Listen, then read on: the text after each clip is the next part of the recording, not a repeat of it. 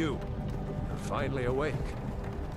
You were trying to cross the border, right? Walked right into that Imperial ambush, same as us. And that thief over there. The first step is one of my favourite, if not my hands down favourite episode of Volume 1. The first step part 2, to be specific. In my opinion, the two-parter has some of the best characterisation in the entire Beacon arc. It brilliantly utilises the show-don't-tell method of describing who each of our main characters are. RWBY is versatile with her weapon, utilising both its gun mode and its scythe mode to descend into the forest, displaying her familiarity with Crescent Rose, and her willingness to mix and match with its abilities. Yang is cheering and whooping the entire time, maximising her airtime as much as possible with Basilica, clearly enjoying the exhilaration of skimming the treetops. Weiss is elegant and refined, utilising her glyphs to full with style. Ren is swift and efficient, using Stormflower to spiral a tree and descend to the floor in under 5 seconds, even brushing himself off before moving on, revealing his no-nonsense approach to matters. Pyrrha slams through the trunks with her shield, showing either her immense physical strength or the absolute flimsiness of the trees in the Emerald Forest. Either way, her use of Akuo, as opposed to Milo, tells us her approach to fighting. I assume that's how I'm pronouncing them. I ran them through Google Translate to check, but if any of you happen to be Greek, or can speak Greek and can tell me that I'm wrong, I would appreciate it. Either way, she likes to wield her shield as if it were an extension of her weapon, as opposed to a supplement, which is how most people use a shield. And while we're on the topic of Pyrrha's weapons, I absolutely love that her sword spear is speak in Greek and her shield is listen. That motif really makes me happy.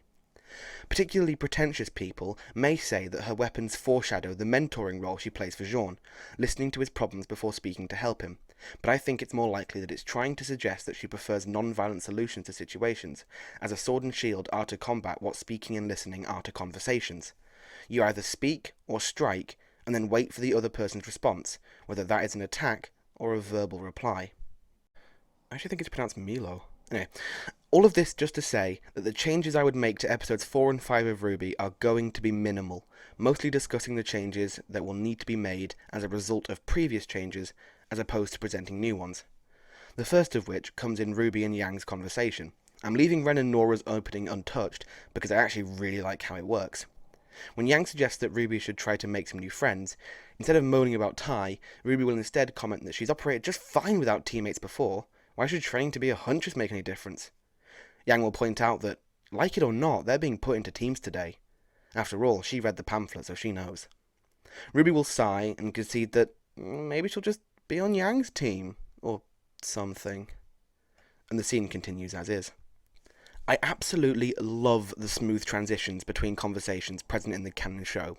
It's slick, it's appealing, it's all around pleasant to watch. Which means naturally, I'm changing it. Instead of Jean walking past the sisters, it's Pyrrha, counting quietly to herself. 121, 123, 125, before she is approached by both Weiss and Jean, and thus enters one of the many changes coming about due to my recharacterization of Jean arc. Both Weiss and Jean simultaneously ask Pyrrha to join their team, before turning on each other. What makes Jean think that he's worthy of Pyrrha? Does he know who she is? Weiss begins listing off her accomplishments, and Jean joins in, sounding mildly offended. She graduated top of her class at Signal, she won the Mistral Regional tournament 4 times running, la la la. Slowly, Weiss's voice fades out, and it's just Jean listing off Pyrrha's attributes like trading card stats. Her fighting skill is classified as S rank, her athleticism is officially a B, but I'm sure you're at least an A in that department when you're not restricted by tourney rules, not to mention I'm sure you've got boys fawning all over you. When he stops talking, we're met with silence, Weiss looking shocked and Pyrrha blushing slightly.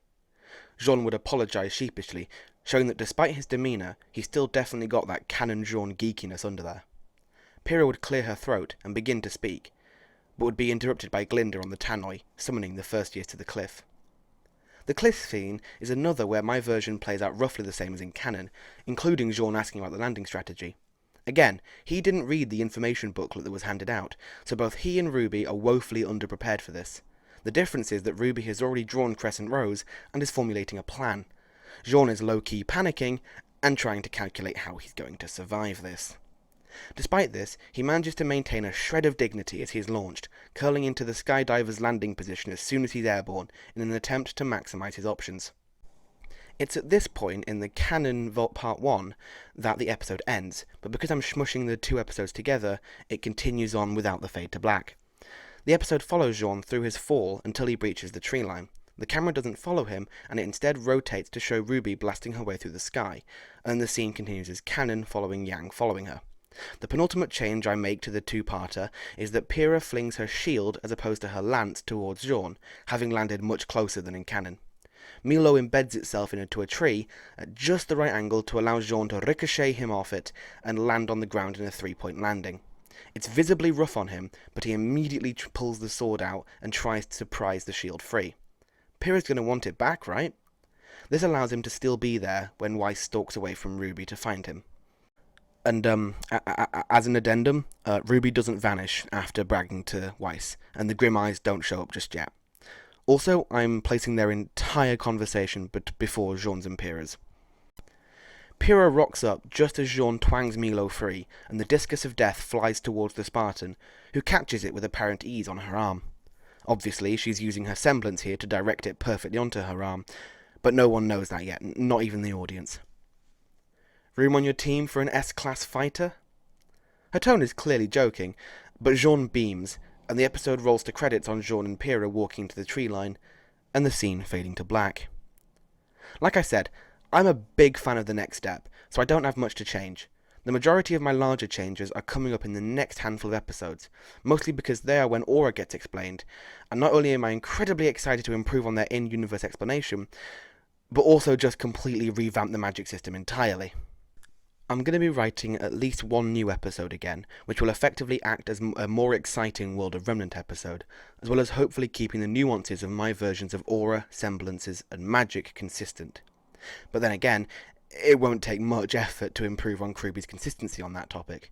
They can't even decide on what Yang's semblance is, or who has how much aura, or how much aura can withstand before breaking, or if it's active or passive, or if everyone has one, or if it's just a few, or if semblances come from magic, or if they're two different power sources altogether, or whether... I'm tired of being the lovable idiot stuck in the tree while his friends fight for their lives. Don't you understand? 5 seconds, even brushing him off before moving on. Realize there. The penultimate change I make to the two is part of the If I can't do this on my own, then what good am I? What's good? It's unscripted Jack here again, going completely off script just to try and fill another 2 minutes, because the current recording is at about 8, I think. Obviously I'm probably going to be wrong, because I'm always wrong. That's just how I live my life.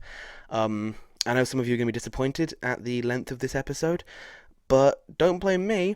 Blame RWBY for actually writing a decent episode. I'm kidding, of course I'm kidding. Why wouldn't I be? Okay, no, but seriously, obviously it's kind of my job at this point to just razz completely on RWBY. But I figured at this point I should take a little bit of time to talk about what my plans are for this series. I don't have any. Is the basic answer. This whole thing came about from me wanting to rewrite Volume 3. I just wanted to completely revamp it, change it altogether, but I realised that it wouldn't make much sense to rewrite Volume 3 without first rewriting Volumes 1 and 2, and from that I sort of worked backwards. That's a lie. I worked backwards from Volume 3 into about halfway through Volume 2, and then I stopped. So everything that I'm working on from Volume 1 forwards is forwards, so I'm probably going to have a bit of trouble connecting those two, because God, I am terrible at working cohesively, as anyone who's ever read any of my writing will attest. The point is, provided I don't get sidetracked, waylaid, or otherwise stopped in some way, I'm hoping to take this to at least Volume 3 once a week, if not further. That might change, specifically the once a week part. I don't know if I'm going to be able to keep up the once a week thing. This might end up being once a month, which will hopefully result in better writing and just everything else. Maybe bi-weekly, if I can push it to that. Because I do really enjoy writing these. Incredibly, I enjoy writing these. But I have other commitments in life. Everyone has real-life commitments. That includes me. But fingers crossed, they're not going to get in the way too much of what I'm doing here, which is, hopefully, creating content that you nerds are enjoying. So if you liked this so far, hit the like button, because that tells YouTube that this is an interesting video and that it should give it to more people. Because the more people that get interested in this, the more motivated I'll be to make it better. So with that being said, have a brilliant day, or I will find you.